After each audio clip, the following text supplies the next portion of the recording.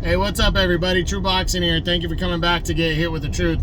So today we are doing the 2023 top 10s as we are going to look at my number 3 junior welterweight in the world right now at 140 pounds. The former undisputed world champion, Josh Taylor. Now before we get into that, if you could smash the like button, leave a comment, or subscribe to the channel, I really do appreciate any and all support that I can get as I continue to build my channel here. So Josh Taylor entered the year still number 1. He had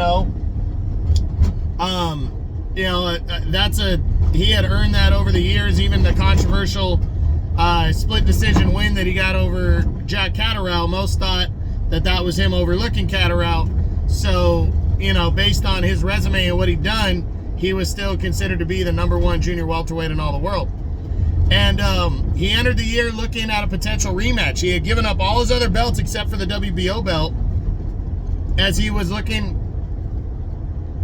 at a rematch with Catterall, and then the fight never happened. So finally in June, he would face his number 1 ranked contender and former unified lightweight champion, Teofimo Lopez.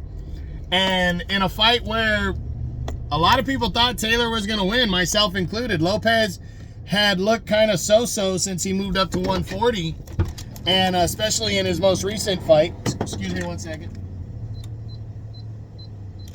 He had he didn't look great against Sandor Martin, so a lot of people thought Taylor was a better southpaw than Martin and he was going to beat him.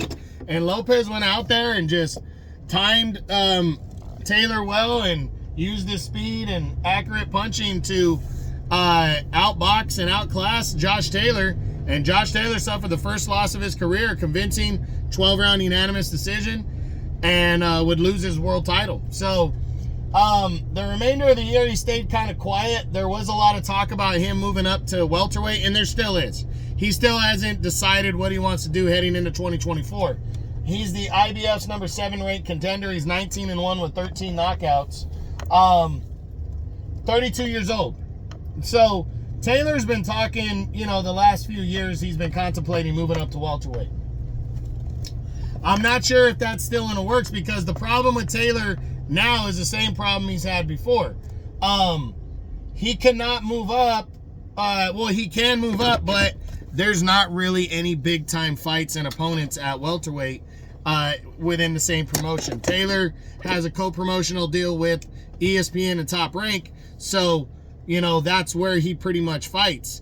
And there's not a lot of big, hardly any at all, welterweights that have big names or ties to world titles at welterweight right now. So he's kind of in that position where he almost has to stay at 140 if he wants the bigger fight. So, there's been talks of a rematch with Catterall.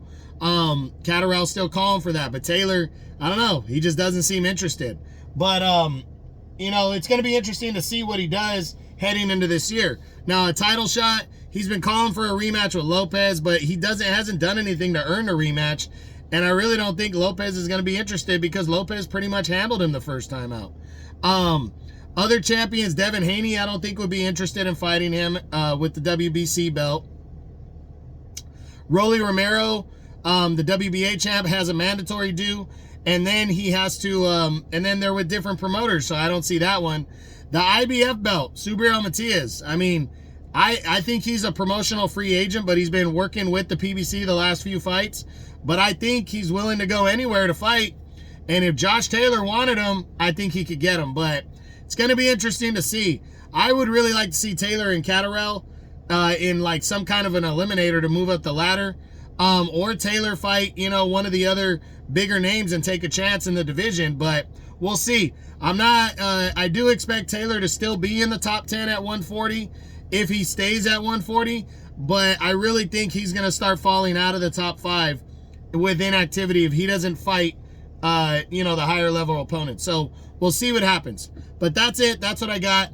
That's my 2023 top 10 on my number 3 junior welterweight in the world right now at 140 pounds, former undisputed champion Josh Taylor. I hope you enjoyed the video. If you did, smash the like button, leave a comment, or subscribe to the channel. I appreciate any and all support. This is True Boxing. You've been hit with the truth.